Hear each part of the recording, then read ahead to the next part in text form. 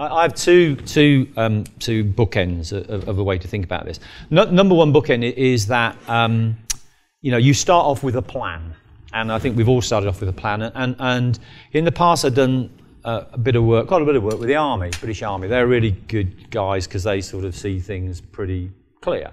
And Dannett, who ran the Army, had this great expression, which was, no plan survives the first contact. I always love it because I think it's actually true, but that means all plans. So anybody, the Chancellor being an example, who thinks they have a plan, and this plan is going to be absolutely work forever and a day, should go and talk to the British Army, because actually that's not the case. And all good plans have three elements to them. If you've got a lot of debt, you get the debt down. If you've got a lot of costs, you get your costs down.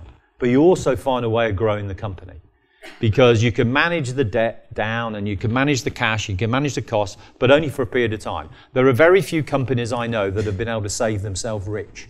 Most companies have to grow themselves rich, and I believe that business is about growth.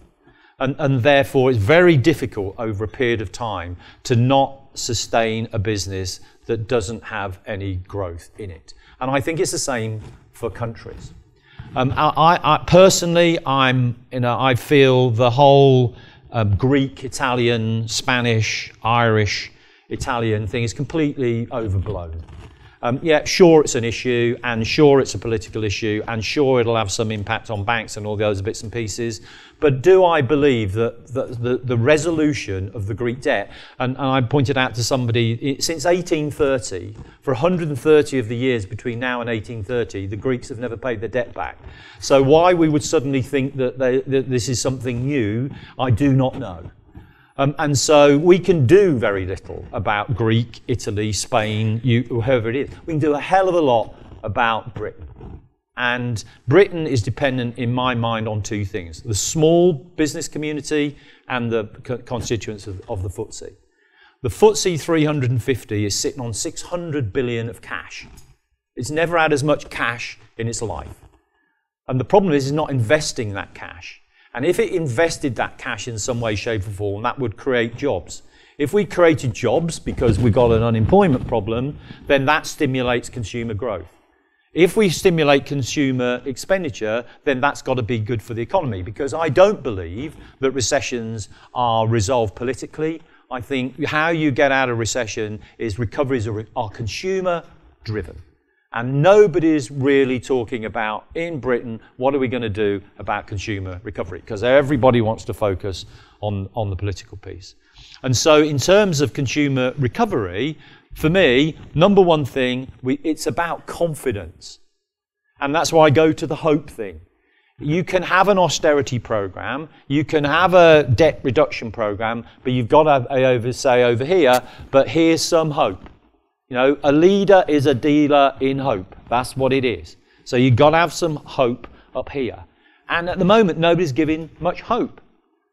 So the small businesses, this is credit easing, whatever it is, which is obviously actually quite a good idea, invented overnight as they normally are, announced the following morning without a lot of thought, which they normally are. But actually, there's a good idea in there. And we just got to make that easy so that small businesses can get going again, because they are the backbone of how the economy recovers. And they've got to be able to access money. And that, where we are at the moment, it's hard to do that. If you're good, it's hard to do it. If you're bad, it's hard to do it. So what we're going to do is make it hard to do for the bad ones and easy to do for the good ones, because that's where the growth's going to be. And then we've also got to get ourselves in some shape where some of the FTSE businesses start to invest in growth. And I was reading about Mike. He might talk about, he's one of the things he's been doing also is investing in growth at this time, because it's a sensible thing to enable us to do. So we have to do that, and we have to do something for the consumer. This whole VAT thing for me is a joke. We put VAT up by 2% to get 12 billion.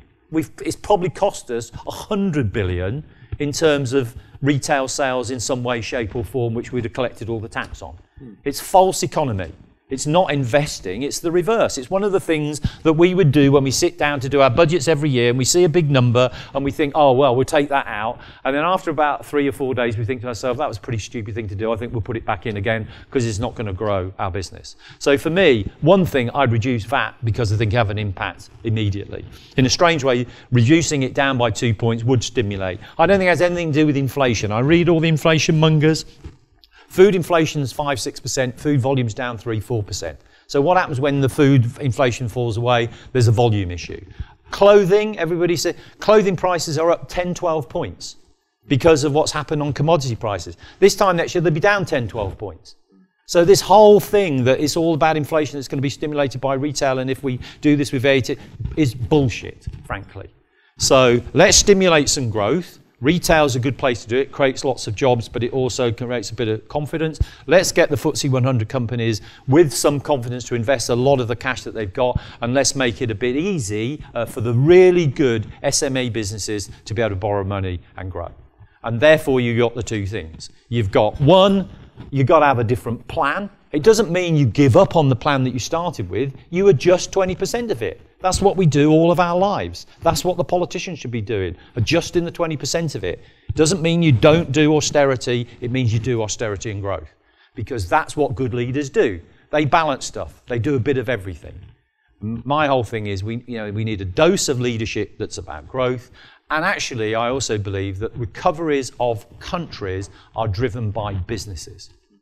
Business has much more impact on how a country does than politicians do, because businesses tend to think long-term, politicians tend to think short-term. So I don't think we should give up on growth. I think it's a bad thing that we have given up on growth. I think it's a bad thing that there's not much more, people aren't standing up there and saying there's some hope in terms of what we're going to do. And I think it's a bad thing that everybody thinks a one-trick pony, that you can save yourself rich and you can't.